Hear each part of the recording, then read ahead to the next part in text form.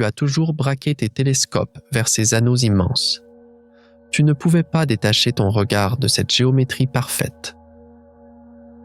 Mais, en regardant au loin, tu as raté la véritable horreur juste sous ton nez, car la véritable histoire de Saturne ne se trouve pas dans ces anneaux, mais dans l'ombre de ces petites lunes, qui semblent insignifiantes. Par exemple, sur Titan, il ne pleut pas de l'eau, mais du gaz naturel liquide, et les dunes sont faites de plastique, ou encore Encelade, de la taille de la France. Sa surface est couverte de glace à moins 200 degrés, mais en dessous, un océan chaud de 10 km de profondeur jaillit. Saturne n'est pas qu'un simple ornement, c'est un piège. Avec ses 146 lunes, elle nous attire vers elle.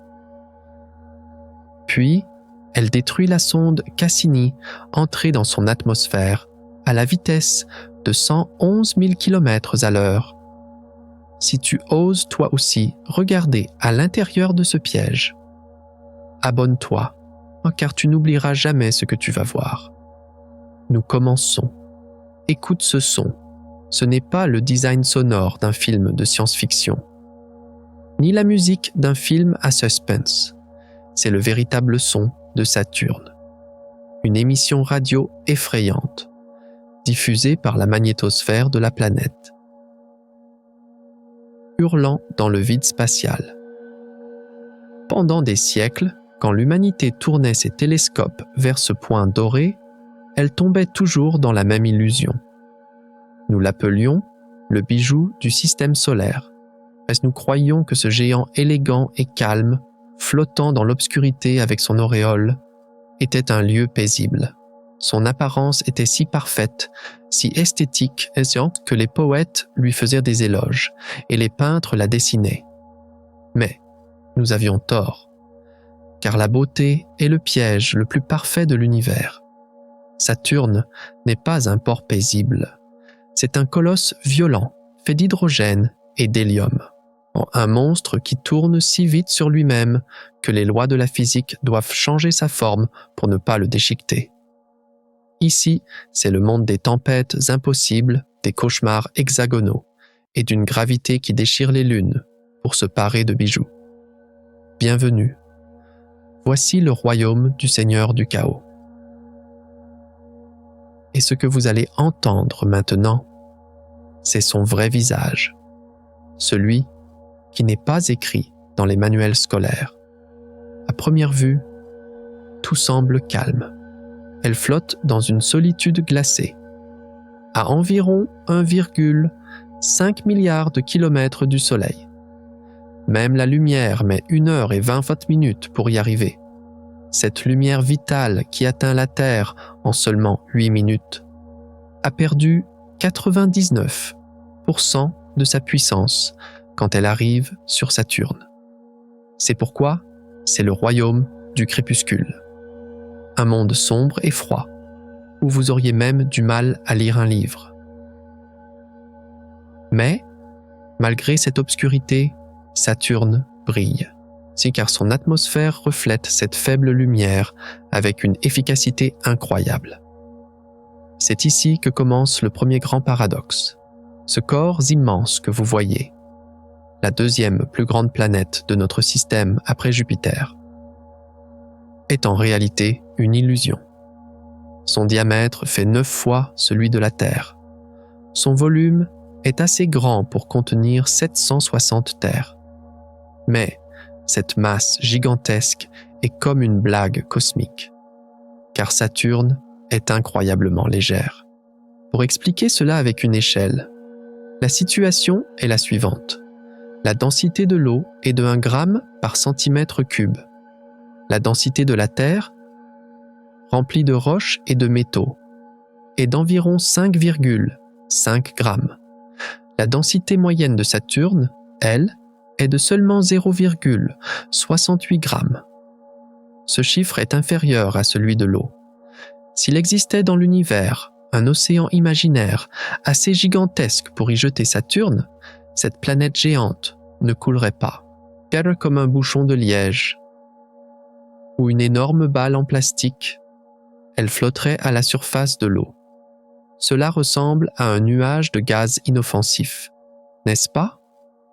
Mais ne vous laissez pas tromper par cette légèreté, car cette boule de gaz tourne sur elle-même à une vitesse si sauvage que la violence dépasse votre imagination.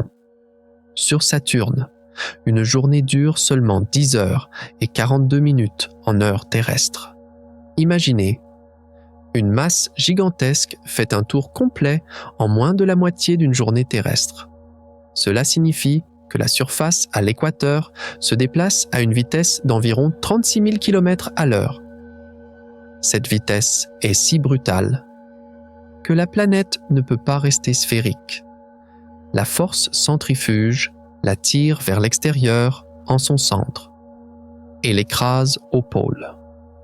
Le rayon équatorial est presque 6000 km plus large que le rayon polaire.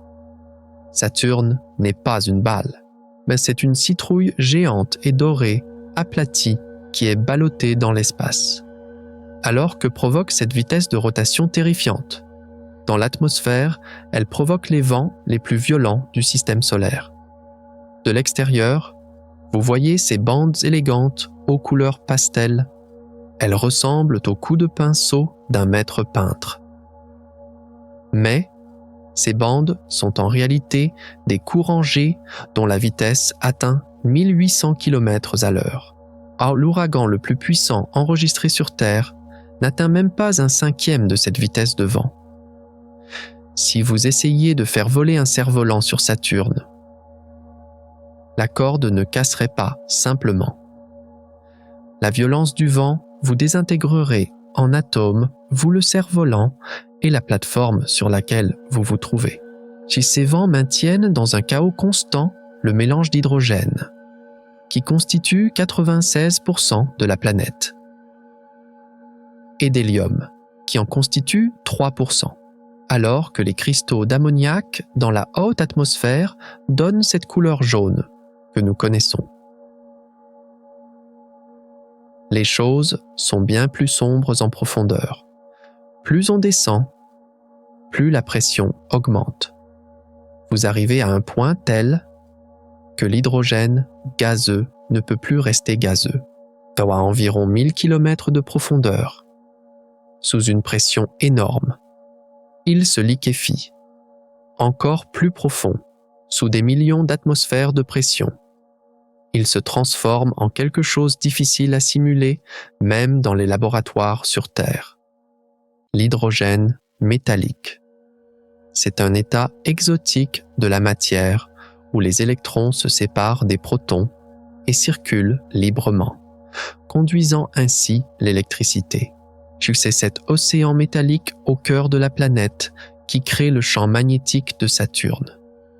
580 fois plus puissant que celui de la Terre. Mais l'horreur de Saturne ne se limite pas au vent et à la pression. Cette planète fait pleuvoir à l'intérieur d'elle-même. Cependant, ce n'est pas une pluie d'eau. L'hélium, étant plus lourd que l'hydrogène, se condense dans les couches supérieures et tombe vers les profondeurs de la planète sous forme de pluie d'hélium. Et des milliards de tonnes de gouttes d'hélium liquide glissent dans l'obscurité sur des milliers de kilomètres. Durant cette chute, elles libèrent une énergie énorme par friction. C'est pourquoi Saturne émet vers l'espace environ 2,5 fois plus d'énergie qu'elle n'en reçoit du Soleil. Elle est comme une étoile éteinte, une chaudière qui bout de l'intérieur et produit sa propre chaleur. Et cette chaudière explose à intervalles réguliers. C'est ici qu'intervient la grande tache blanche. Sur Terre, les tempêtes sont saisonnières. Elles vont et viennent. Sur Saturne, les tempêtes sont réglées comme une bombe à retardement. Tous les 30 ans terrestres, ce qui correspond à environ une année sur Saturne. L'équilibre énergétique de l'atmosphère se brise. La chaleur accumulée de la planète perce la barrière froide des couches supérieures et une masse gigantesque est projetée vers le haut. Ce n'est pas une tempête ordinaire et la dernière explosion, dont la sonde Cassini a été témoin en 2010, faisait des milliers de kilomètres de large. En quelques semaines, elle a tellement grandi qu'elle a rattrapé sa propre queue. Oui, vous avez bien entendu. La tempête a fait le tour des 370 000 kilomètres de circonférence de la planète et a percuté son point de départ. Cette collision a créé, dans une turbulence inimaginable, des décharges électriques 10 000 fois plus puissantes que les éclairs sur Terre, des éclairs frappant des milliers de fois par seconde, chacun ayant la puissance d'une petite bombe nucléaire. Toute la planète clignotait comme un stroboscope géant éclairé de l'intérieur. La chimie de l'atmosphère a changé. La quantité de gaz éthylène a centuplé. La température de la stratosphère a soudainement augmenté de plus de 50 degrés. Saturne expulsait la colère qu'elle avait accumulée pendant 30 ans, en un seul vomissement chaotique. Maintenant, arrêtez-vous et réfléchissez, légère mais mortelle, faite de gaz mais métallique, d'apparence calme mais remplie de tempêtes qui mangent leur propre queue. Ce que je viens de raconter, ce n'était que le corps de la planète. Il y a aussi sa partie la plus iconique, ces fameux anneaux. Vus au télescope, ils ressemblent à un disque d'or parfait, solide, dessiné dans le vide spatial. Quand Galilée les a vus pour la première fois, il a cru que c'était des oreilles. Huygens a compris que c'étaient des anneaux, mais n'a pas pu résoudre leur nature. Nous avons pensé, pendant des siècles, qu'ils étaient solides, immuables et éternels. Un tableau romantique où un disque parfait entoure une planète parfaite. Pourtant, quand Cassini a plongé à l'intérieur de ces anneaux, ce qu'elle a vu n'était pas un bijou. Ce qu'elle a vu, c'était un cimetière composé de milliards de morceaux. Et dans ce cimetière, les choses sont bien plus sauvages que vous ne le pensez. Car ces anneaux ne sont pas une plaque d'or monolithique comme ils le paraissent de loin. C'est une arène d'auto-tamponneuse, chaotique, sans fin, à laquelle participent des milliards de morceaux de glace et de roches. La taille des morceaux varie d'un grain de poussière microscopique à une montagne gigantesque. Ils se percutent à des milliers de kilomètres à l'heure, se brisent, s'unissent et se dispersent à nouveau. Cette structure élégante que vous voyez est en réalité une violente tempête de débris. La caractéristique la plus choquante de ces débris est leur finesse. Les anneaux s'étendent sur une largeur d'environ 300 000 km autour de la planète. Cette distance équivaut aux 3/4 du chemin entre la Terre et la Lune. Mais leur épaisseur, à certains endroits, elle n'est que de 10 mètres. Oui, vous avez bien entendu, une couche de glace fine comme une lame de rasoir, de la hauteur d'un immeuble de 2 étages. Bon, pour visualiser cette proportion, pensez à ceci.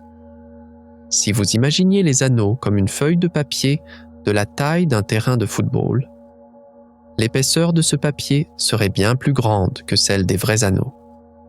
Cette structure autour de Saturne est le couteau le plus tranchant, le plus large et le plus mortel de l'univers. Ce couteau n'est pas seulement tranchant, il est aussi étonnamment jeune. Seuls les scientifiques ont cru pendant des années que ces anneaux étaient là depuis la naissance du système solaire, c'est-à-dire depuis 4,5 milliards d'années. Mais Saturne nous mentait encore, car les anneaux sont composés à 95% de glace d'eau pure. S'ils étaient là depuis des milliards d'années, ils auraient dû être pollués, noircis, grisés par le bombardement des micrométéorites de l'espace. Or, Ils sont blancs et brillants comme de la neige fraîche. Que cette pureté est la preuve d'un crime cosmique. Ces anneaux ont au maximum entre 100 et 400 millions d'années. Qu'est-ce que cela signifie? Sur Terre, quand les dinosaures, par exemple le tyrannosaure rex, levaient la tête vers le ciel, ils voyaient probablement une Saturne nue, sans anneaux. Nous, en tant qu'humanité, sommes des observateurs chanceux, tombés sur la période ornée de Saturne. Alors, d'où vient cette jeunesse? Il y a probablement d'une lune perdue que nous appelons Chrysalis ou Chrysalide. Cette lune s'est trop approchée de Saturne. La gravité de la planète a saisi la lune qui avait franchi cette frontière mortelle appelée limite de roche et l'a mise en pièces. Ces anneaux magnifiques que vous voyez sont en fait le cadavre d'un monde déchiqueté. Saturne a mangé son propre enfant et a fait un collier de ses os. Cependant, les étrangetés de Saturne ne s'arrêtent pas seulement à son équateur, à ce collier sanglant. Quand vous tournez votre regard vers le nord, au sommet de la planète, vous rencontrez un paysage où les lois de la physique font faillite. La nature n'aime pas les lignes droites. La dynamique des fluides crée toujours des formes rondes, des spirales, des cercles. Quand vous remuez votre tasse de café, il ne se forme pas un tourbillon carré. Au mésopôle nord de Saturne, il y a un hexagone parfait qui tourne depuis exactement 40 ans. Ce n'est pas une illusion d'optique. C'est une tempête gigantesque à 6 côtés dont les bords semblent tracés à la règle. Pour comprendre l'échelle, les chiffres doivent encore entrer en jeu. Vous pourriez faire tenir exactement 4 terres à l'intérieur de cet hexagone. Chacun de ces côtés mesure environ 14 000 km de long, et cette forme géométrique immense tourne en synchronisation parfaite avec la propre vitesse de rotation de la planète. C'est comme une plaque de métal vissée sur l'atmosphère. Alors, comment une tempête angulaire est-elle possible sur une planète faite de gaz? L'œil en son centre est un cauchemar de 2000 km de diamètre, dont la vitesse de tourbillon dépasse les 500 km à l'heure. Les scientifiques appellent cela une onde stationnaire. Quand les courants G rapides de la région polaire rencontrent des masses d'air se déplaçant plus lentement, ils créent une résonance. Tout comme une corde de guitare vibre à une certaine fréquence, l'atmosphère vibre aussi à une certaine fréquence, et cette vibration prend la forme d'un hexagone. Mais le plus effrayant est la stabilité de cette forme.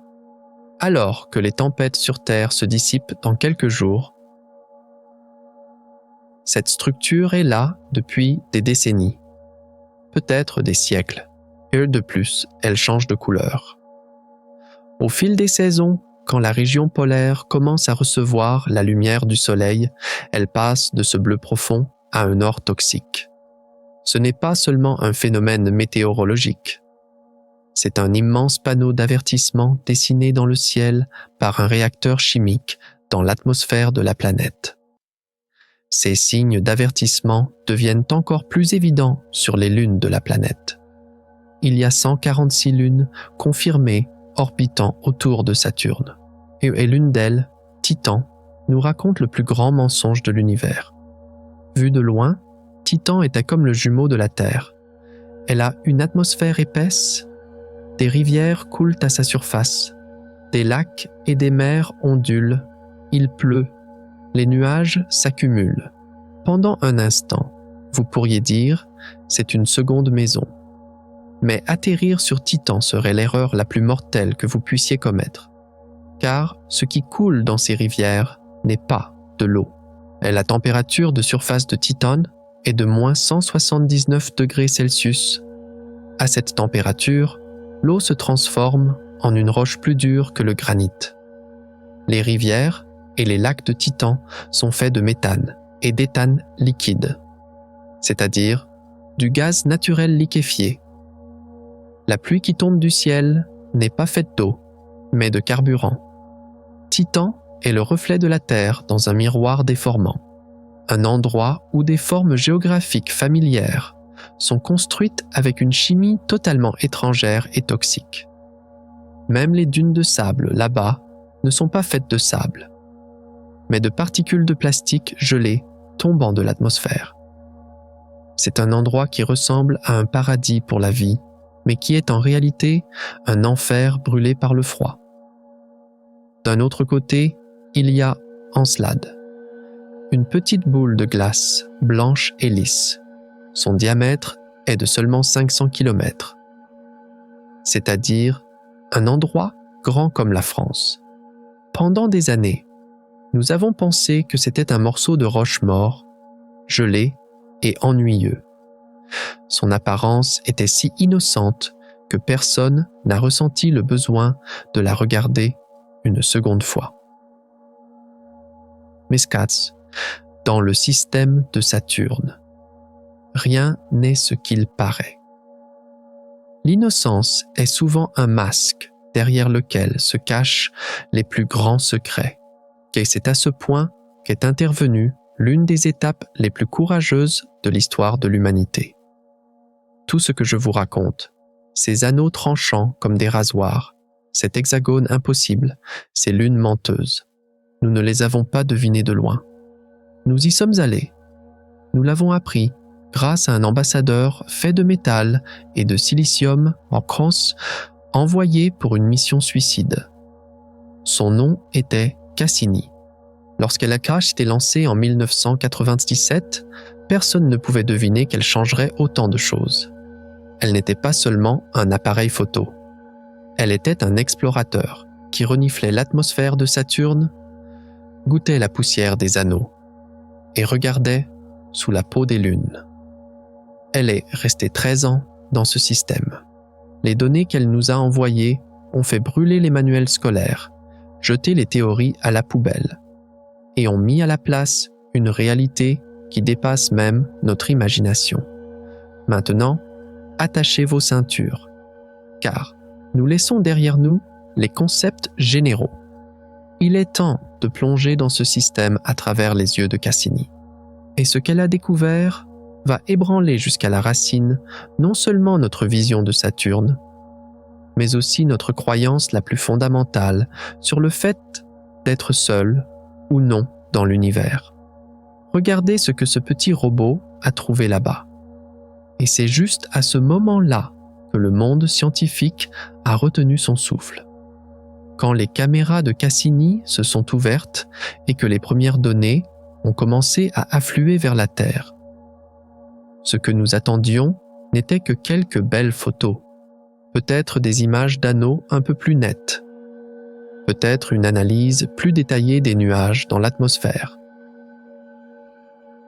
Mais ce qui est arrivé était une onde de choc qui a détruit toutes les attentes. Le système de Saturne n'était pas un cimetière silencieux comme nous le pensions. Bien au contraire, c'était un volcan actif projetant dans l'espace les composants fondamentaux de la vie. Et la première de ces découvertes est venue d'un endroit que nous n'attendions absolument pas, de cette petite boule de glace lisse. Ce ne devait pas être Encelade. Qu'une lune aussi petite soit géologiquement active était contraire aux lois de la physique. Son diamètre n'est que de 500 km. Sa surface avoisine les moins 200 degrés. À des milliards de kilomètres du Soleil, Chahoba, un enfer gelé. Donc selon les modèles théoriques, elle aurait dû geler et se solidifier complètement peu après sa formation, pour devenir une masse de glace morte. Mais quand Cassini s'est approché de son pôle sud, son magnétomètre est devenu fou. Le champ magnétique de Saturne se courbait autour d'Encelade, comme s'il heurtait un obstacle invisible. C'était le premier signe que quelque chose s'échappait de la Lune vers l'espace. Et ensuite, les caméras ont capturé ce paysage incroyable. Des geysers, depuis des fissures profondes appelées rayures de tigre au pôle sud. D'immenses colonnes d'eau jaillissaient vers l'espace à une vitesse supersonique, plus vite que 1400 km à l'heure. Ces colonnes atteignaient des centaines de kilomètres de hauteur depuis la surface. Elles étaient si puissantes qu'elles créaient à elles seules l'anneau E de Saturne. C'était impossible. Mais à l'intérieur d'un corps aussi petit, il ne devait pas y avoir de source d'énergie capable de maintenir l'eau à l'état liquide et de la projeter avec une telle violence. Mais elle était là. Elle brillait sous nos yeux comme l'une des plus grandes surprises de l'univers. Cette découverte a changé le concept de zone habitable en une nuit. Désormais, pour chercher la vie, nous n'étions plus obligés de regarder uniquement les planètes tièdes proches du Soleil. Même dans les systèmes extérieurs gelés et sombres, des cœurs chauds pouvaient abattre sous la glace. Mais le choc ne s'est pas arrêté là. Cassini a traversé ces geysers. C'était l'une des manœuvres les plus audacieuses de l'histoire. La sonde a plongé dans ce nuage de vapeur d'eau à une vitesse de 18 km par seconde, soit bien plus vite qu'une balle de fusil. L'analyseur de poussière a attrapé les particules de glace et a mesuré leur composition chimique. Et les résultats étaient de nature à faire tomber les scientifiques de leurs chaises. L'eau n'était pas seulement de l'eau, elle était salée. Elle contenait du chlorure de sodium, tout comme les océans terrestres. Plus important encore, il y avait des molécules organiques simples, méthane, ammoniac, dioxyde de carbone. Mais, lors des dernières plongées, en 2017 et dans les analyses faites plus tard, les données ont raconté une histoire bien plus complexe. De l'hydrogène moléculaire a été trouvé. Pourquoi est-ce critique? Car l'hydrogène moléculaire se forme à la suite de la réaction de roches chaudes avec de l'eau, c'est-à-dire qu'au fond de l'océan d'Encelade. Tout comme dans les profondeurs des océans sur Terre. Il y a des cheminées hydrothermales, des sources d'eau chaude. Ces cheminées, considérées comme le lieu où la vie a commencé sur Terre, existent aussi sur cette petite lune à des milliards de kilomètres. Et une nouvelle analyse faite en 2023 a aussi confirmé la présence de phosphore. Le phosphore est la colonne vertébrale de l'ADN. C'est le plus rare des 6 éléments obligatoires pour la vie. Et sur Encelade, on le trouve en une concentration 100 fois plus élevée que dans les océans terrestres. Eau salée, énergie, molécules organiques, phosphore. Encelade a rassemblé tous les ingrédients nécessaires pour cuire le gâteau de la vie. Les a mélangés et les a mis au four. Le seul manque, c'est d'ouvrir la porte de ce four et de regarder à l'intérieur. Si Encelade était un espoir inattendu, Titan était une étrangeté inattendue. Quand la sonde Huygens, transportée par Cassini, a plongé en 2005 dans cette atmosphère brumeuse, de couleur orange de Titan, ce qu'elle a vu était familier, mais tout aussi étranger. Les cartes radars ont montré qu'il y avait d'immenses mers au pôle Nord. La plus grande Kraken-mer couvrait une zone de 400 000 km². Donc c'est plus grand que la mer Caspienne sur Terre.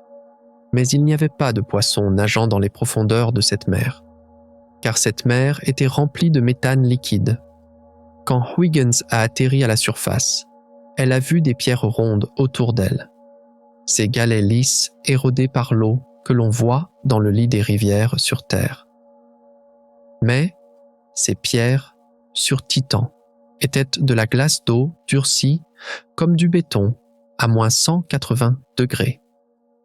L'eau qui les érodait était du méthane liquide. La pression atmosphérique était 50% supérieure à celle de la Terre. La gravité, elle était un peu plus forte que celle de la Lune. Donc, sur Titan, si vous attachiez une aile à chacun de vos bras et que vous couriez, vous pourriez voler. C'était un monde existant avec une chimie cauchemardesque, dans une atmosphère de rêve. Encore plus surprenant étaient les dunes de sable de Titan, d'immenses champs de dunes s'étendant le long de l'équateur, hauts de centaines de mètres et longs de kilomètres. Elles ressemblaient au désert du Namib. Mais les grains de sable n'étaient pas faits de silicate, mais d'hydrocarbures complexes formés par le méthane brisé par la lumière du soleil dans les hautes couches de l'atmosphère, c'est-à-dire une sorte de plastique. Il pleut du plastique du ciel, le vent l'empile sur les collines, et des rivières de méthane sculptent des rochers de glace. Titan était un immense laboratoire de chimie prébiotique, c'est-à-dire de la chimie d'avant la vie. Une version de la Terre d'il y a 4 milliards d'années, conservée dans un congélateur profond. Et la série de chocs a continué avec le membre le plus inattendu, Mimas.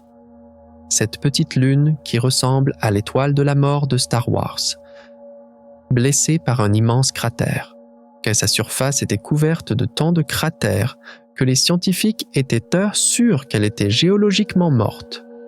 Il n'y avait aucun signe d'activité, pas de geyser, pas d'atmosphère, pas de plaine de glace lisse, juste un vieux morceau de glace criblé de trous. Mais, quand les données de Cassini ont été réexaminées des années plus tard, en 2024, lors même, une vérité incroyable est apparue. Ces petits tremblements presque imperceptibles sur l'orbite de Mimas, ces librations, ou ces mouvements ne pouvaient pas s'expliquer si l'intérieur de la Lune était totalement solide.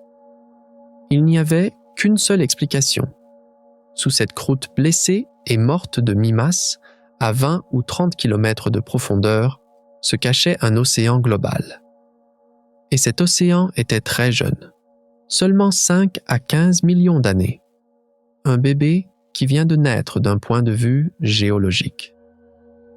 Cette découverte a créé l'effet d'un tremblement de terre en sciences planétaires, car Mimas n'avait pas le profil pour abriter un océan vu de l'extérieur.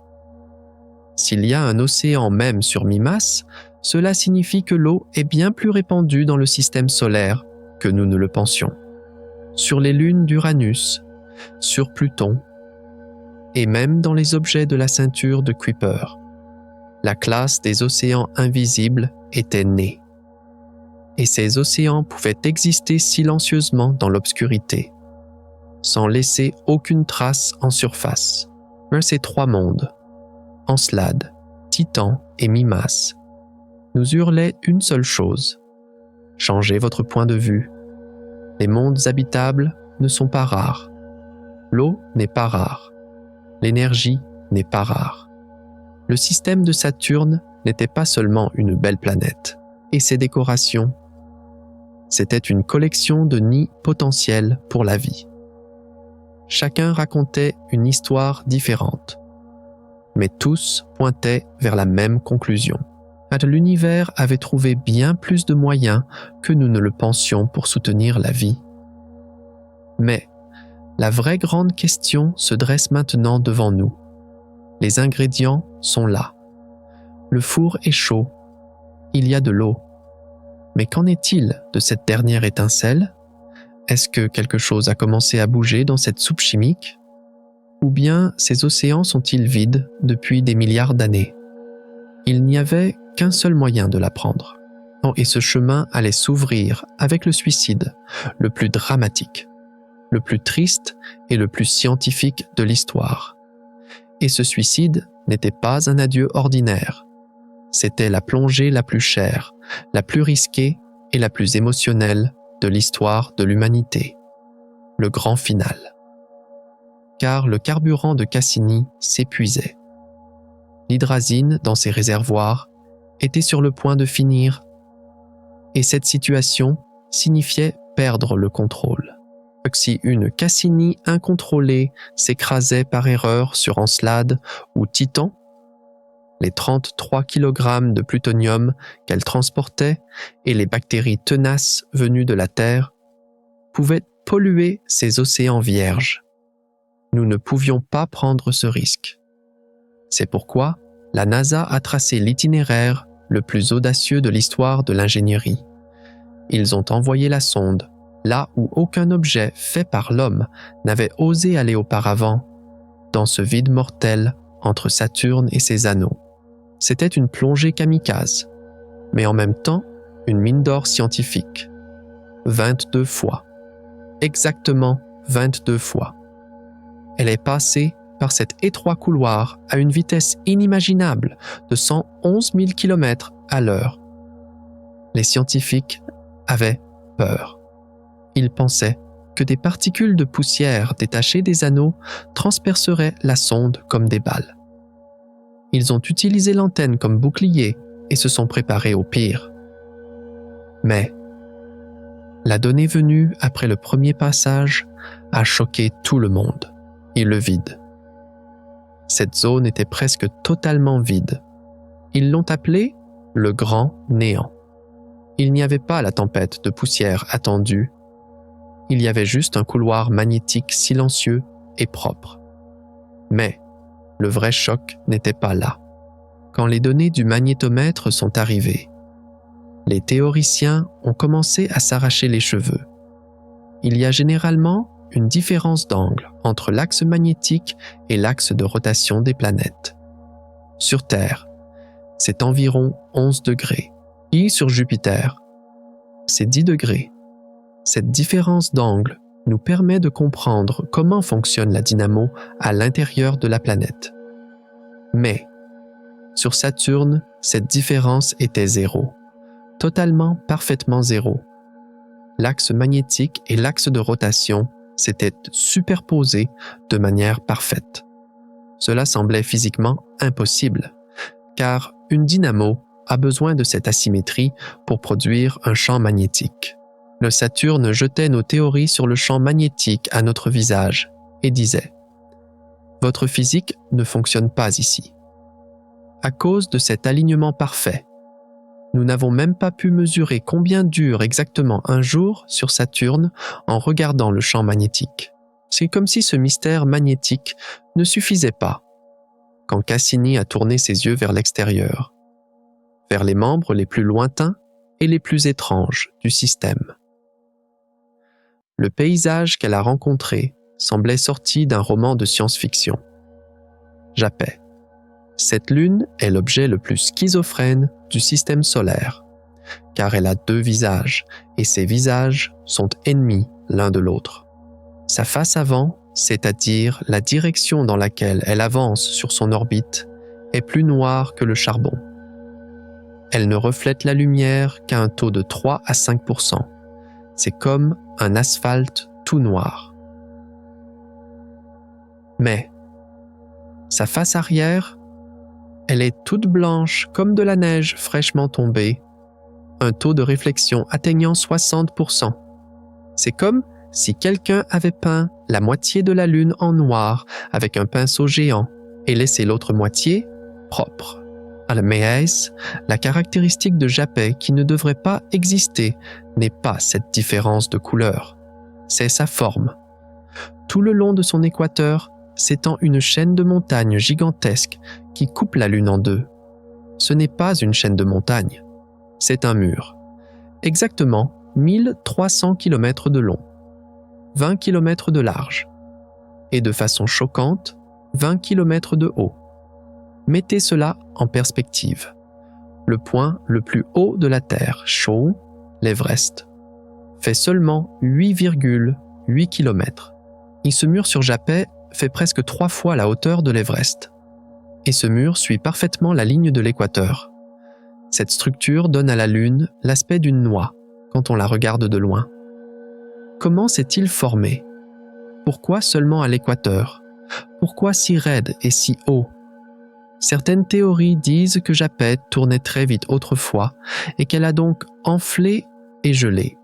D'autres prétendent que la Lune avait autrefois un anneau et que cet anneau s'est effondré pour s'accumuler à la surface et former ce mur. Mais ce qui est certain, c'est qu'il n'y a nulle part ailleurs dans le système solaire un mur frontière, aussi parfait, aussi gigantesque et aussi inexplicable. À l'opposé exact de ces étrangetés régulières se tient Hyperion, l'incarnation du chaos. C'est quand Cassini s'est approché d'elle, elle n'a pas vu une lune, mais une éponge géante jetée dans l'espace. Oui, une éponge de bain que vous connaissez. Sa surface était remplie de cratères profonds, sombres, ressemblant à des tubes. Nous ne pouvions pas voir ce qu'il y avait au fond de ces cratères, car l'intérieur était noir comme de l'encre. Mais quand les mesures de densité sont arrivées, la vraie surprise est apparue. Presque 40% d'Hyperion était du vide. Non, ce n'était pas une roche pleine. C'était un tas poreux et lâche. C'est pourquoi, quand un météore la frappe, elle ne se brise pas comme les autres lunes, ou ne disperse pas de matériel en créant un cratère. Elle absorbe l'énergie de l'impact, se compresse comme une éponge et vaporise le matériel vers l'intérieur au lieu de l'éjecter. Mais sa caractéristique la plus effrayante était son mouvement. Presque toutes les lunes et planètes de l'univers tournent autour d'un axe prévisible. Si vous pouvez dire le nord est ici, le sud est là, sur Hyperion. Vous ne pouvez pas dire ça, car c'est la seule lune connue qui montre une rotation chaotique. Elle tourne comme un ivrogne. Elle roule, fait des culbutes, vacille. Vous ne saurez jamais d'où le soleil se lèvera demain. D'ailleurs, vous ne pouvez même pas calculer quand viendra demain. Calculer où serait Hyperion lors du passage de Cassini était même un cauchemar pour les ingénieurs. Car la Lune ne tenait pas en place. Elle dérivait dans le vide spatial comme une boule de billard cosmique, étourdie, n'ayant toujours pas surmonté le traumatisme des collisions violentes de son passé. Et puis, le moment final est arrivé. Le 15 septembre 2017, Cassini, après ses 22 plongées épiques, est retourné une dernière fois vers Saturne. Mais cette fois, il n'y avait pas de sortie. Quand elle est entrée dans l'atmosphère, sa vitesse était de 111 000 km à l'heure. Ses petits propulseurs se débattaient pour garder l'antenne tournée vers la Terre. Jusqu'à la dernière seconde. Jusqu'à ce que les flammes commencent à envelopper son corps. Elle a envoyé des données. Elle disait « Je suis toujours là. Je mesure encore. » Puis, le signal s'est coupé et cet explorateur de métal s'est désintégré, a fondu et s'est vaporisé. Désormais, elle fait partie de Saturne. Ses atomes flottent en ce moment à l'intérieur de ces tempêtes géantes, au-dessus de cet océan d'hydrogène métallique. Le dernier paquet de données qu'elle nous a envoyé contenait le goût, la densité et la chimie de l'atmosphère. Même en mourant, elle enseignait. Qu'avons-nous maintenant entre les mains? Une boule de glace qui projette son propre océan dans l'espace. Encelade. Un géant possédant des dunes de plastique et des mers de méthane. Titan. Une noix à deux visages entourée de murs. Japet. Une éponge. Ivre. Hyperion. Et ce seigneur du chaos, immense et annelé, qui crée, avale et façonne tout cela. Les explorations sont finies. Les données sont collectées. Notre étonnement est-il passé? Non, il ne fait que commencer, car nous avons répondu à la question « Quoi ?» Il reste une question bien plus difficile, bien plus technique et bien plus fascinante. Comment? C'est comment se fait-il que ces anneaux disparaîtront dans 100 millions d'années? Comment se fait-il que cette tempête hexagonale continue de tourner en défiant les lois de la physique? Et le plus important, que se passe-t-il dans les profondeurs de cet océan métallique? Au cœur de la planète? Maintenant, il est temps d'arrêter de simplement regarder et d'ouvrir le capot de cette machine gigantesque. Nous descendons dans les détails mécaniques, si laissons de côté cet adieu émotionnel et mettons notre chapeau d'ingénieur. Cassini nous a montré le quoi. Maintenant, nous devons trouver la réponse froide et mécanique à la question comment. Car ces paysages impossibles que nous voyons sur Saturne ne sont pas des tours de magie, mais le résultat des lois physiques les plus strictes de l'univers, fonctionnant dans les conditions les plus extrêmes, chez cette tempête hexagonale qui tourne sous nos yeux, ces anneaux qui existent à partir de rien, et cette planète qui produit sa propre chaleur. Derrière tout cela, une machine gigantesque, bruyante et mathématique est en marche. Maintenant, nous ouvrons le capot de cette machine et nous regardons de près comment tournent les engrenages, comment le chaos se transforme en ordre. Commençons par le mécanisme qui semble le plus inconcevable au premier regard, l'hexagone du pôle Nord. C'est comment une forme géométrique au coin, tracée à la règle, peut-elle se former sur une géante gazeuse? La réponse a été trouvée dans les laboratoires de l'université d'Oxford, avec une simple expérience de réservoir d'eau. Le mécanisme est en fait un caprice étrange de la dynamique des fluides. Pour comprendre cela, imaginez deux plateformes tournantes, imbriquées, tournant à des vitesses différentes. L'équipe d'Oxford a fait tourner un réservoir d'eau rond sur son propre axe, mais a fait tourner l'eau au centre du réservoir plus vite que celle à l'extérieur. C'est à ce moment-là, à la frontière où il y avait une différence de vitesse, que la magie a opéré. Le fluide, au lieu de créer des turbulences, a commencé à onduler. On appelle ces ondes les ondes de Rossby.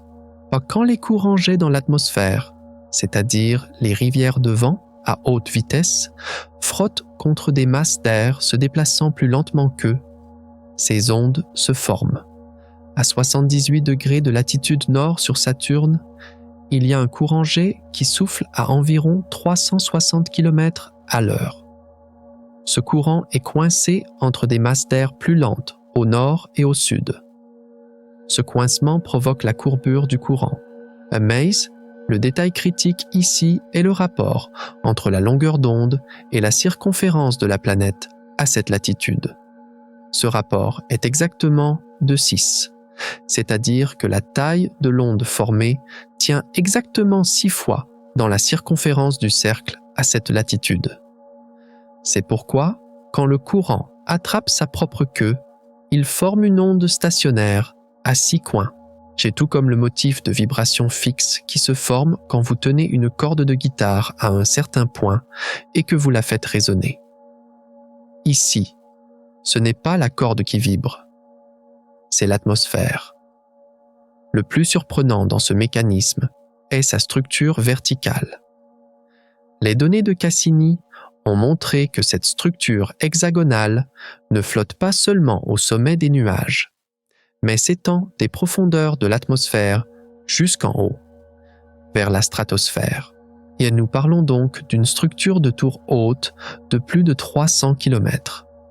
Dans des conditions normales, il y a une barrière de température entre la troposphère, où ont lieu les événements météorologiques, et la stratosphère, la couche supérieure plus calme.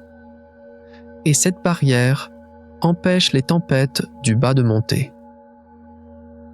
Mais cette immense onde stationnaire créée par l'hexagone est si puissante qu'elle perce cette barrière thermique et transporte son énergie jusqu'à la limite de l'espace. Mais ce n'est pas le chaos de la nature. C'est un mécanisme d'ordre qui s'auto-organise dans un environnement chaotique. Et les anneaux? Comment ces disques de glace parfaits se sont-ils formés et pourquoi sont-ils si brillants? Le mécanisme qui intervient ici est une loi impitoyable de la gravité, la limite de Roche. Pour comprendre cette loi, imaginez qu'une lune s'approche de la planète. La gravité de Saturne attire la face de la Lune, tournée vers la planète, plus fort que sa face arrière. C'est quand la Lune est loin, sa propre gravité interne, la force qui la maintient ensemble. est plus forte que cette différence d'attraction et la Lune reste en un seul morceau. Mais si la Lune s'approche plus près qu'une certaine distance, c'est-à-dire si elle franchit la limite de Roche, l'équilibre se rompt. La différence d'attraction de Saturne vainc la propre gravité de la Lune. À ce point, une désintégration mécanique commence.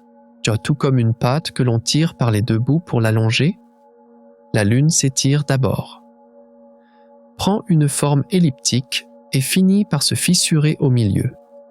La théorie Chrysalis de Jack Wisdom du MIT explique ce mécanisme avec un timing parfait. Il y a environ 100 à 200 millions d'années, cette lune malchanceuse nommée Chrysalis est entrée dans cette frontière mortelle à cause d'une perturbation sur son orbite. Saturne a déchiqueté cette lune en quelques secondes, mais l'histoire ne finit pas là, car déchiqueter ne suffit pas à former des anneaux. Les débris de la lune déchiquetée devinrent s'étaler sur le plan équatorial de la planète en vertu de la loi de conservation du moment angulaire. Vous pouvez penser à cela comme un cuisinier qui lance une pâte à pizza en l'air et la fait tourner. Plus la pâte tourne, plus elle s'aplatit et prend la forme d'un disque.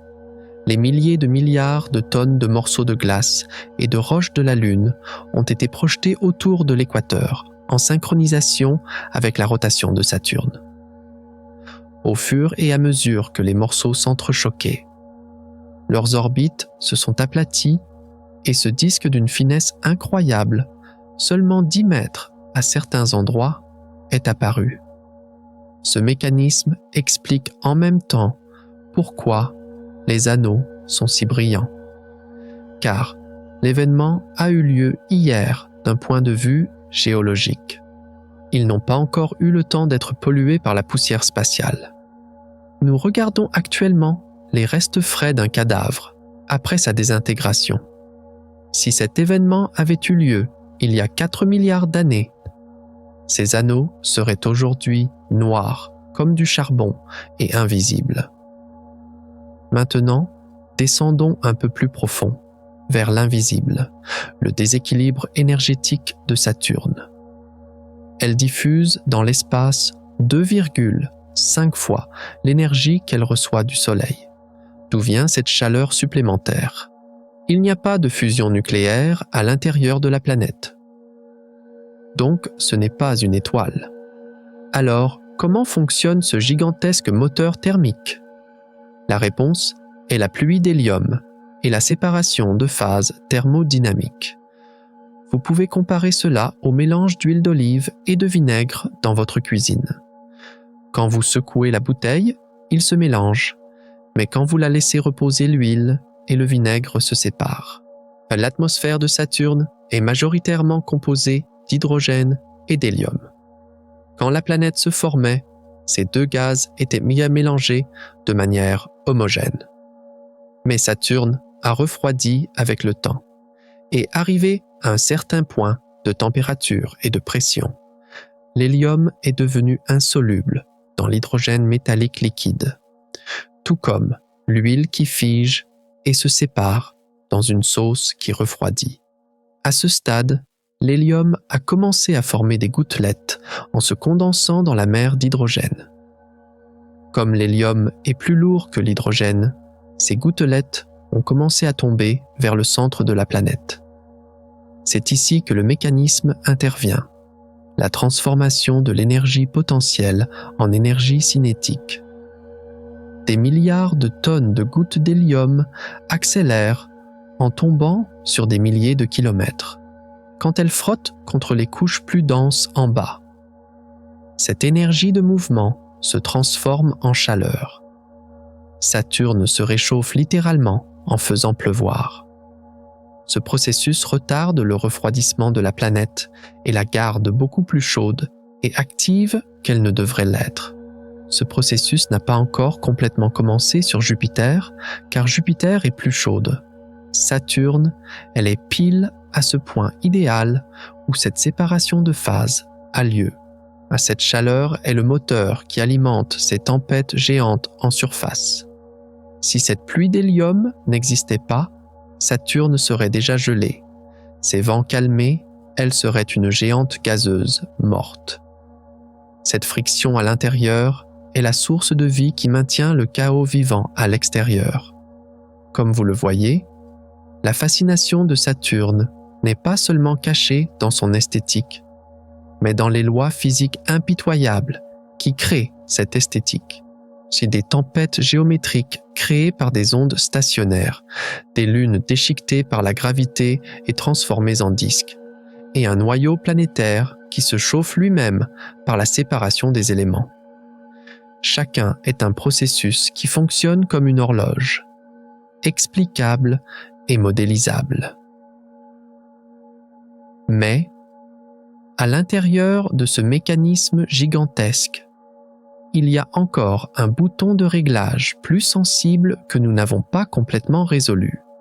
Au-delà de ces forces immenses, de la force brute et de la thermodynamique, il y a de petits gardiens qui protègent la structure des anneaux avec une précision millimétrique et les sauvent de la dispersion. Les lois de la physique seules ne peuvent pas expliquer complètement pourquoi ces anneaux ont encore des frontières si nettes. Ici, ce sont les acteurs les plus petits, mais les plus efficaces du système qui entrent en jeu. Ce sont les bergers de ce chaos, et leur principe de fonctionnement est la merveille d'ingénierie la plus élégante de l'histoire de Saturne. Et ces bergers sont en fait de petits gardiens attachés par des fils mathématiques invisibles, assurant l'ordre au sein d'un chaos gigantesque. Pour comprendre pourquoi les anneaux ne se dispersent pas, pourquoi leurs bords sont tranchants comme s'ils avaient été coupés au couteau, nous devons tourner notre regard vers les lunes bergères de Saturne. Daphnis en Prométhée, Pandore. Leurs noms sont mythologiques. Leurs fonctions sont totalement mécaniques. Ces lunes fonctionnent comme un chien de ferme qui maintient le troupeau ensemble. Mais, alors que les chiens dirigent le troupeau en aboyant et en courant, ces lunes utilisent la gravité. Par exemple, Prométhée et Pandore patrouillent sur le bord intérieur et extérieur de l'anneau F. L'une passe à l'intérieur de l'anneau, l'autre à l'extérieur. Quand les particules de glace à l'intérieur de l'anneau essaient de s'échapper vers l'extérieur, le berger extérieur, Pandore, les pousse avec sa gravité ou rétrécit leur orbite en les ralentissant.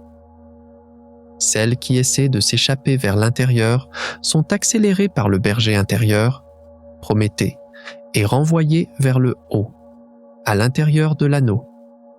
Ce mécanisme repose sur un équilibre sensible appelé résonance orbitale. Pour comprendre cela, imaginez que vous poussez un enfant sur une balançoire. Si vous poussez la balançoire à des moments aléatoires, le mouvement devient irrégulier et s'amortit. Mais, si vous poussez au moment exact quand la balançoire est tout en haut, le transfert d'énergie est maximal et le mouvement est conservé. Les lunes bergères sont constamment dans cette interaction de moment exact avec les particules de l'anneau. À chaque passage, elles donnent une petite poussée gravitationnelle à des milliers de milliards de morceaux de glace. Ces poussées s'accumulent pendant des millions d'années et emprisonnent les particules dans des orbites étroites aux frontières nettes. Sur les photos prises par Cassini, nous voyons que les bords de l'anneau F sont dentelés, ondulés et parfois en forme de tresse. Ces formes sont des ondulations gravitationnelles créées par les lunes bergères en passant. C'est comme un bateau qui laisse des vagues en forme de V derrière lui en avançant dans l'eau calme. Prométhée laisse des vagues de glace derrière elle en avançant dans la mer d'anneaux. Si ces bergers n'étaient pas là, ces anneaux tranchants s'élargiraient et se raréfieraient en quelques milliers d'années pour finalement se transformer en un nuage de poussière invisible. Ce mécanisme est comme une main invisible qui discipline le chaos et le transforme en une structure esthétique. Un autre mécanisme surprenant est le moteur atmosphérique de Titan. Comment ce cycle fonctionne-t-il sur Titan, le seul endroit hors de la Terre à posséder un cycle liquide, graphié et analysé? Mais, quand les chiffres se taisent, quand les moteurs refroidissent et que les écrans s'éteignent, il ne reste que le silence et une vérité dérangeante qui résonne dans ce silence. Où sommes-nous dans cette histoire? Sommes-nous seulement des observateurs passifs qui regardent de loin? Ou bien sommes-nous une partie inséparable de ce drame cosmique? La réponse est cachée dans un paradoxe aussi complexe, beau et triste que Saturne elle-même. Car l'univers nous murmure constamment deux messages, opposés en même temps. Tu n'es rien et tu es tout. Le premier grand contraste se situe entre la cruauté du temps et la valeur de l'instant. Les anneaux de Saturne nous ont montré de la façon la plus dramatique que tout dans l'univers est temporaire. Dans l'histoire d'une planète de 4,5 milliards d'années, ces anneaux ne sont qu'un instant de 100 millions d'années. À l'échelle du temps cosmique, c'est aussi court qu'un clin d'œil, une inspiration et une expiration. Et nous, en tant qu'humanité, nous avons existé pile au milieu de cette respiration. Cette situation peut créer au premier regard un sentiment de profonde insignifiance. Imaginez notre civilisation, nos pyramides, nos gratte-ciels, nos guerres et nos amours. Tout cela correspond à une fraction minuscule du processus de disparition des anneaux de Saturne. Quand nous n'étions pas là, ces anneaux n'étaient pas là.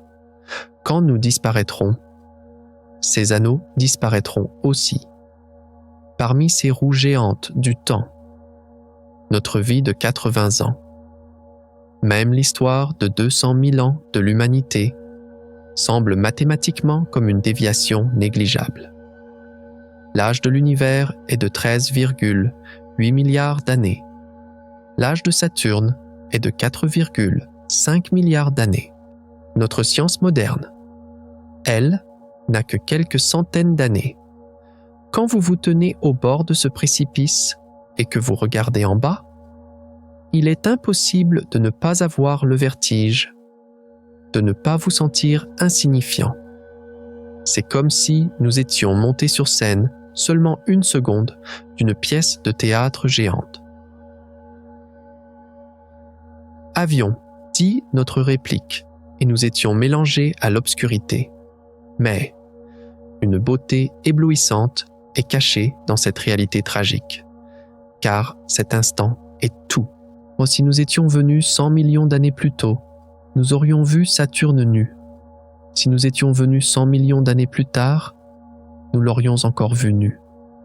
Mais nous sommes venus maintenant. Nous avons ouvert les yeux pile à cet âge d'or où les anneaux sont les plus grandioses. Cette coïncidence nous dote d'un privilège cosmique. Nous sommes des observateurs chanceux choisis ou tombés par hasard pour témoigner de cette beauté temporaire de l'univers. La brièveté du temps ne diminue pas la valeur de l'instant. Au contraire, elle le rend inestimable. Comme ce sentiment que vous ressentez en regardant un coucher de soleil. Vous savez que le soleil va se coucher. Vous savez que ses couleurs vont pâlir. Vous savez même que cette beauté ne consiste qu'en des événements physiques, comme la rotation de la Terre et la réfraction de la lumière. Mais cette information ne brise pas la magie de cet instant. Au contraire, la pensée « je suis ici maintenant et je vois ça » sacralise cette expérience. Toi aussi, tout comme les anneaux de Saturne, tu es un phénomène temporaire. Mais ton existence est un miroir rare où l'univers peut voir sa propre beauté. Si tu n'étais pas là, Saturne serait encore là. Les anneaux brilleraient encore. Mais il n'y aurait personne pour réaliser cette beauté, pour l'appeler belle, pour lui donner un sens. L'univers se regarde avec tes yeux, et ce qu'il voit est temporaire, mais magnifique. Le deuxième contraste se situe entre notre fragilité physique et notre puissance mentale. Pensez à la fin de Cassini. Une machine de 5600 kg faite de métal, de plastique et de silicium. Quand elle est entrée dans l'atmosphère de Saturne, comme elle était impuissante face à cette géante gazeuse. Les vents l'ont balayée. La chaleur l'a fondue. La pression l'a écrasée. Saturne peut avaler physiquement Cassini, et nous, comme un rien. Le diamètre de la planète est de 116 000 km. Notre taille moyenne est de 1,70 m. La gravité, les radiations, le froid glacial, les conditions physiques de l'univers sont hostiles à la vie humaine. Sans cette fine couche d'atmosphère qui nous protège, nous mourrions en quelques secondes dans le vide spatial. Nous gèlerions dans les mers de méthane de Titan. Nous serions déchiquetés dans les geysers d'Encelade. Physiquement, nous sommes l'une des créatures les plus faibles et les plus fragiles de l'univers. Un virus peut nous tuer, un météore peut effacer notre civilisation. Une explosion sur le Soleil peut détruire notre technologie. Cette fragilité nous fait peur. Nous voulons nous sentir en sécurité, mais l'univers nous dit constamment « Tu n'es pas en sécurité ». Il est impossible de ne pas sentir à quel point notre propre maison ne tient qu'à un fil en regardant ces tempêtes chaotiques de Saturne. Promesse. Voilà que ce mets entre encore en jeu. Nous sommes si faibles physiquement que Saturne peut nous écraser. Cependant, nous sommes si forts mentalement que nous avons compris Saturne. Cette planète géante, aussi grande soit-elle, aussi violente soit-elle, est obligée d'obéir aux équations mathématiques produites par notre esprit. Nous avons calculé la densité de son noyau sans aller sur cette planète. Nous avons mesuré leur âge sans toucher à ses anneaux. Nous avons su quel gaz était dedans sans respirer son atmosphère. Notre corps physique est peut-être prisonnier de la Terre, mais notre esprit a franchi les frontières du système solaire. C'est la plus grande victoire de l'homme. La victoire de la pensée face à la matière. Tu es aussi petit qu'un grain de poussière face à cette planète géante. Mais les neurones dans ton cerveau ont une capacité capable de modéliser toute la complexité de cette planète, de la saisir et de lui donner un sens. Saturne ne fait qu'exister. Elle n'a pas de conscience, pas de but, pas connaissance de sa propre beauté. Toi, tu existes et tu sais. Cet état de savoir fait de toi l'une des créatures les plus puissantes de l'univers. Tu es la façon dont l'univers se comprend lui-même. Ton esprit est une bibliothèque contenant la physique des étoiles, la chimie des atomes et l'écoulement du temps. Même si ton corps fragile disparaît, l'information que tu as produite, les vérités que tu as découvertes et les questions que tu as posées restent comme un héritage cosmique. Cassini a brûlé, est devenu cendre. Mais les paquets de données envoyés par Cassini sont toujours sur les serveurs sur Terre et sont encore enceintes de nouvelles découvertes, comme l'océan de mi-masse, si la matière meurt. L'information vit. Tu es mortel aussi, mais tu peux toucher l'éternité avec ton esprit. Le troisième contraste se situe entre la solitude et la connexion. Quand nous regardons Saturne, l'une des premières choses que nous ressentons est une profonde solitude. C'est un géant flottant tout seul dans l'espace sombre. Même les lunes qui tournent autour de lui sont loin de lui. Encelade cache un océan tout seul sous sa croûte glacée. Titan est un monde replié sur lui-même sous cette brume orange. Et nous, sur Terre, à des milliards de kilomètres, nous regardons cette solitude. Nous regardons l'équation de Drake, le paradoxe de Fermi, et nous demandons où sont-ils? L'univers est si grand, si silencieux, que parfois nous avons l'impression qu'il n'y a que nous. Cette solitude cosmique fait frissonner l'homme. Des milliards de galaxies, des milliers de milliards d'étoiles. Et peut-être que sur cette immense scène, nous sommes les seuls à parler, les seuls à penser, les seuls à ressentir. Cette pensée met un poids incroyable sur nos épaules. Si nous ne sommes pas là, il ne reste aucun témoin de l'univers. Si nous nous détruisons nous-mêmes, la lumière de l'univers s'éteint, métaphoriquement. L'attitude froide et indifférente de Saturne nous rappelle cette solitude à chaque seconde. Nous lui envoyons un signal barre verticale, elle nous répond seulement par du bruit radio. Que nous lui envoyons un vaisseau. Elle avale notre vaisseau. Nous essayons de communiquer, mais de l'autre côté, il n'y a que les lois de la physique. Mais sur l'autre face de cette médaille de solitude, il y a une connexion profonde et incassable. Nous et Saturne ne sommes pas des mondes séparés. Nous sommes les enfants de la même étoile. Nous sommes nés du même nuage de gaz et de poussière il y a 4,5 milliards d'années, que le carbone dans ton corps vient de la même source que le méthane dans l'atmosphère de Saturne. Le fer dans tes veines a été cuit dans la même explosion de supernova que les métaux dans le noyau de Saturne. Nous sommes poussière d'étoiles. Saturne aussi est poussière d'étoiles. Nous nous sommes juste assemblés sous des formes différentes. Elle est devenue une boule de gaz géante. Toi, tu es devenu une machine biologique qui pense, ressent, aime et a peur. Mais notre origine est une, plus important encore. Notre destin est un. Quand le Soleil se transformera en géante rouge dans environ 5 milliards d'années, cela affectera à la fois la Terre et Saturne. À l'intérieur du même système, nous faisons la même danse gravitationnelle. Nous ne sommes pas seuls, car tout est connecté. L'eau sur Encelade et l'eau dans ton verre sont des frères dispersés aux coins différents de l'univers. Chez les molécules organiques, sur Titan et ton ADN sont des phrases différentes du même alphabet chimique. Tu n'es pas un étranger coupé de l'univers, le regardant de l'extérieur. Tu es une partie de l'univers. Tu es la forme humanisée de l'univers. Quand tu regardes Saturne, tu regardes en fait toi-même, ton propre passé et ton propre matériau. Ce sentiment de connexion n'efface peut-être pas cette solitude cosmique, mais il la rend supportable. Il la transforme même en un sentiment d'appartenance.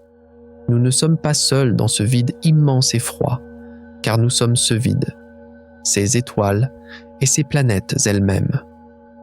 Et maintenant, alors que nous nous tenons au milieu de ces trois grands contrastes, le temps, la puissance et la connexion, une nouvelle porte s'entr'ouvre dans notre esprit. La leçon de Saturne ne concerne pas seulement le passé ou aujourd'hui, elle nous murmure aussi quelque chose sur notre futur, car l'exploration ne veut pas dire seulement savoir. L'exploration veut dire responsabilité. Notre probabilité de trouver de la vie sur Encelade, notre rêve de fonder une colonie sur Titan, nos plans d'utiliser les ressources de Saturne. Tout cela est l'annonciateur d'un examen moral bien plus grand qui nous attend. Resterons-nous seulement des observateurs, ou bien serons-nous un façonneur actif de ce système, une sorte de jardinier? Et si nous devons être jardiniers, comment protégerons-nous ce jardin? Cette dernière question silencieuse de Saturne attend une réponse non pas de notre technologie, mais de notre conscience. Et cette réponse déterminera le destin de l'humanité. Et cette réponse commence en fait par l'acceptation par l'homme de sa contradiction la plus profonde, c'est-à-dire cet équilibre sensible entre destruction et création. Car la vision que Saturne nous offre n'est pas seulement une beauté pacifique. C'est en même temps une violence sauvage, incontrôlée et effrayante qui est la source de cette beauté. Nous avons tendance à étiqueter le chaos comme mauvais et l'ordre comme bon. Nous avons peur des tempêtes. Nous désirons le silence et nous voulons, que tout reste à sa place de façon statique et sûre. Et cependant, l'histoire de Saturne nous montre que si le chaos n'existait pas, cet ordre magnifique que nous regardons aujourd'hui avec admiration ne pourrait jamais exister. Ce visage calme, jaune doré de la planète est en fait un masque des tempêtes violentes qui se trouve dessous, et quand ce masque tombe, nous rencontrons un tableau bien plus honnête sur le principe de fonctionnement de l'univers. C'est ici que le quatrième grand contraste philosophique apparaît devant nous comme le paradoxe destruction et création et nous pousse à questionner les fondements de notre propre existence. Ce paradoxe est une vérité difficile à accepter au premier regard, voire dérangeante. Saturne est un monstre qui mange ses enfants. Comme la figure de Cronos, Saturne, dans la mythologie, cette planète attire aussi tout ce qui l'entoure vers elle. Le déchiquette et l'avale. Rappelez-vous l'histoire de la formation des anneaux. Ces disques magnifiques sont en fait le cadavre d'une lune déchiquetée, d'un monde sauvagement tué. L'océan d'Encelade a pu rester liquide en étant compressé et relâché par la violence gravitationnelle de Saturne, par ses forces de marée. Si Saturne n'avait pas été aussi impitoyable, Encelade serait un morceau de roche gelé et mort. La beauté est née de la violence. Mais c'est une vérité tragique, car elle nous jette au visage que l'univers ne montre pas de pitié, n'a pas de soucis esthétiques et applique seulement la dictature froide des lois de la physique. La désintégration d'une lune, la dispersion de milliers de milliards de tonnes de glace dans l'espace et le fait qu'une planète avale lentement ses propres décorations est une catastrophe d'un point de vue humain. Il n'y a pas de bonté dans ces processus. Il n'y a pas de protection. Il y a seulement la danse de la force brute et de l'entropie. Cette situation blesse ce sentiment de paix que nous ressentons en regardant l'univers. Car savoir qu'une violence prête à exploser à tout moment repose sous cette paix nous fait nous sentir en insécurité. Mais la belle vérité qui naît de cette violence est peut-être la plus grande leçon de la vie. Le chaos est le carburant de la créativité. Si cette lune ne s'était pas brisée, les anneaux, qui sont le paysage le plus iconique du système solaire, ne se seraient jamais formés. Si ces marées violentes n'avaient pas existé, la probabilité de vie sur Encelade ne serait jamais née. La destruction n'est pas une fin, c'est une transformation. L'univers construit le nouveau en brisant l'ancien. C'est un mécanisme de recyclage cosmique. Tu es aussi une partie de ce mécanisme. Peux-tu dire que les plus grandes beautés de ta vie, les côtés les plus forts de ton caractère, ne sont pas généralement apparus après tes périodes les plus difficiles, les plus chaotiques et les plus destructrices? Tout comme Saturne brise une lune et la transforme en un anneau magnifique. L'homme se recrée en se nourrissant de la douleur, Sakar, de la difficulté et du chaos. Les tempêtes en toi ne sont pas là pour te détruire, mais pour te façonner. Et ce piège que tu vois en regardant Saturne, cette beauté dangereuse, est en fait en résonance avec ton propre monde intérieur. Nous ne sommes pas dans une mer sans tempête. Nous sommes des capitaines qui se renforcent en luttant avec les vagues. Cette nature violente de l'univers doit nous inspirer au lieu de nous faire peur, car chaque destruction est le début d'un chef-d'œuvre potentiel, d'une histoire pas encore racontée. Et tu es la seule créature capable de trouver cet ordre dans le chaos, de transformer la douleur en sens. Le cinquième contraste résonne dans ce gouffre profond entre absence de sens et donner du sens. Pensez à ces émissions radio effrayantes que Saturne diffuse dans l'espace. Quand vous écoutez ces enregistrements que la NASA a publiés comme le son de Saturne, il est impossible de ne pas avoir la chair de poule. Donc ce son est comme les pleurs, le cri ou la chanson triste de quelqu'un perdu dans l'obscurité. L'esprit humain charge une émotion à ce son dès qu'il l'entend. Nous disons « la planète pleure ».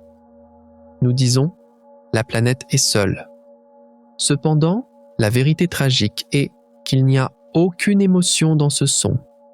C'est seulement un bruit radio totalement physique, totalement mathématique et totalement sans âme, formé par le mouvement des particules chargées le long des lignes de champ magnétique.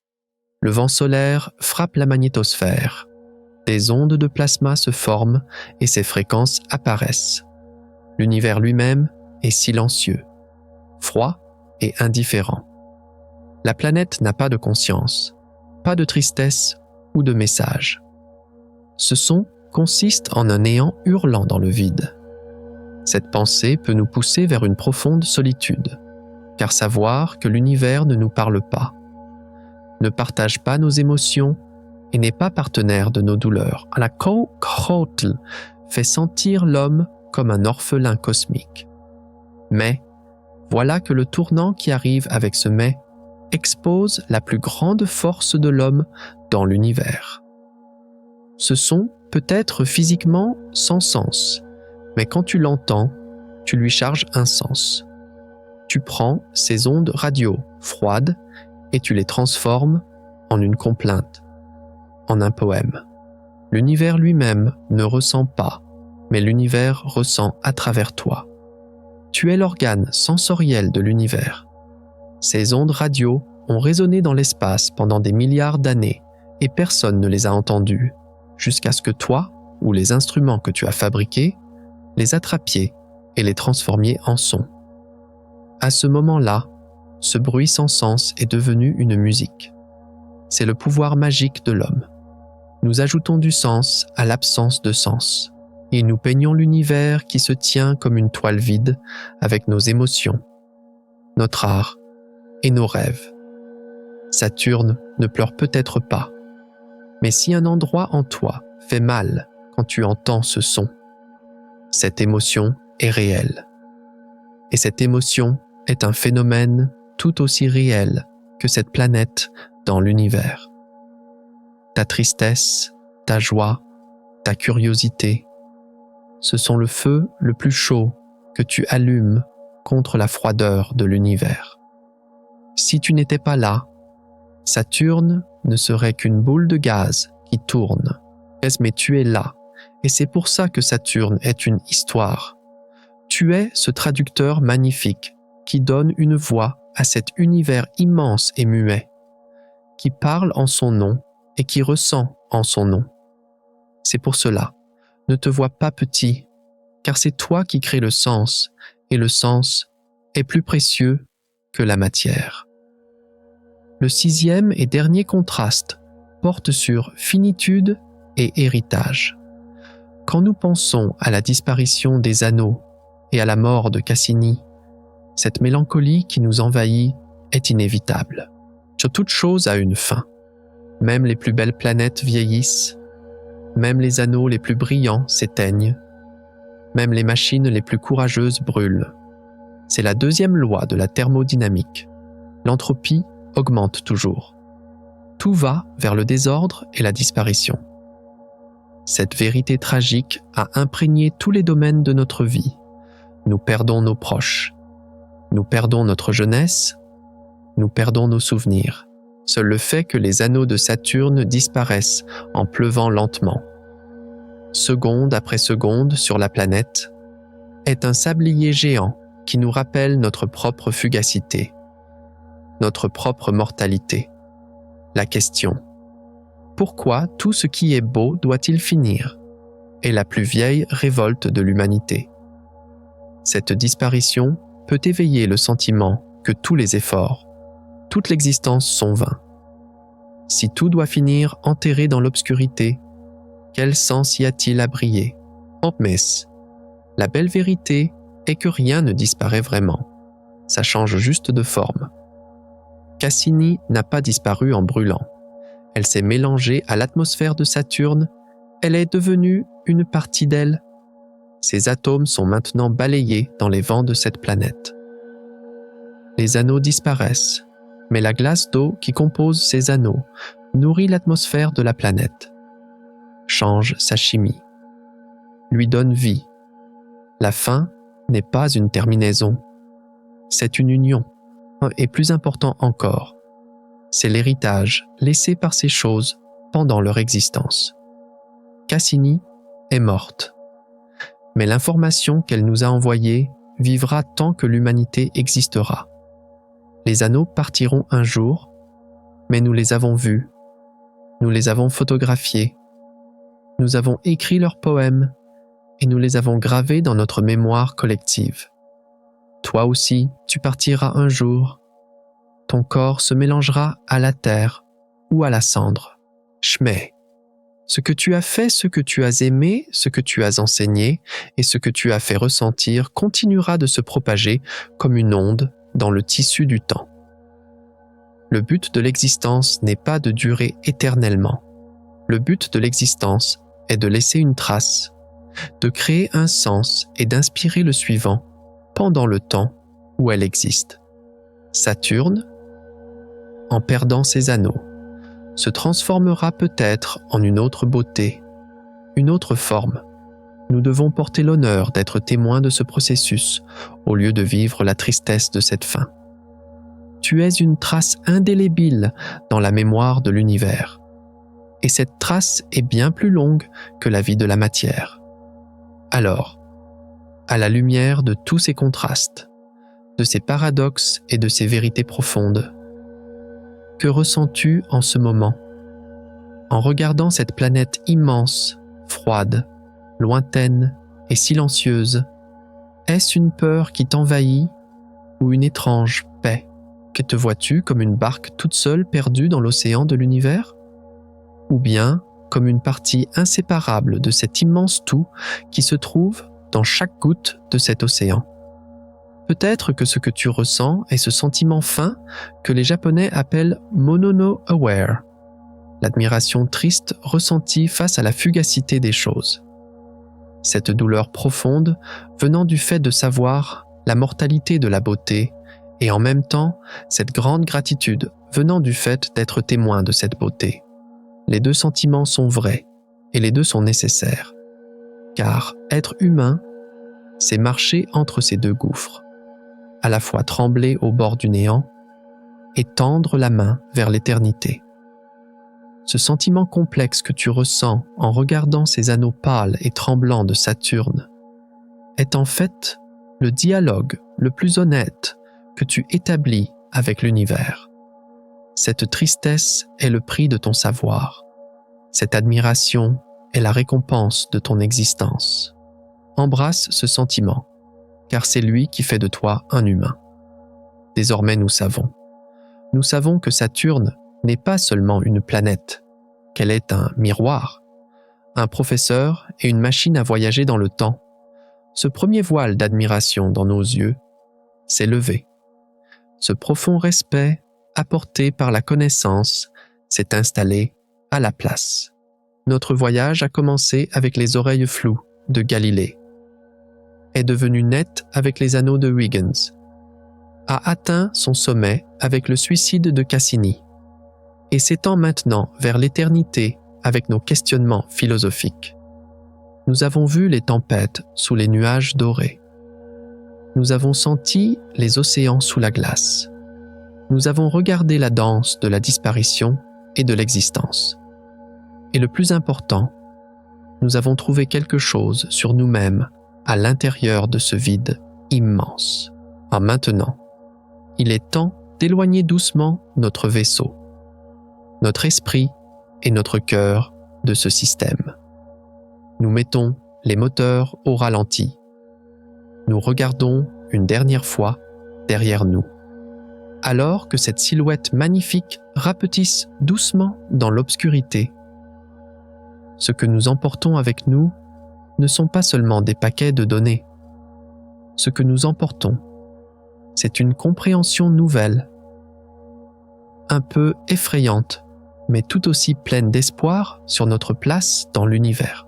Si ce voyage finit peut-être ici. Mais Saturne nous a enseigné mieux que personne que chaque fin est en fait un nouveau commencement. Maintenant, c'est le moment de dire ce dernier mot, de mettre ce dernier point. Et ce point sera le sceau non seulement de cette vidéo, mais aussi de notre point de vue cosmique. Êtes-vous prêts? Quand Galileo Galilei a tourné son télescope primitif vers le ciel en 1610, il avait cru que Saturne était un objet étrange et flou avec des oreilles. Nous aussi, pendant des siècles, nous l'avons appelé le bijou du système solaire, un symbole de beauté calme, immuable et éternel suspendu dans l'obscurité. Mais désormais, nous savons que cet éclat doré est la plus grande et la plus élégante illusion de l'univers, car derrière ce silence, il y a un chaos où les vents soufflent plus vite que le son. Un mystère où des tempêtes géométriques défient les lois de la physique et une gravité impitoyable qui déchiquette ses propres enfants pour les mettre à son cou. Dans ce long voyage, nous avons appris que ces anneaux iconiques sont en fait le cimetière d'un monde déchiqueté et qu'ils disparaîtront avec le temps.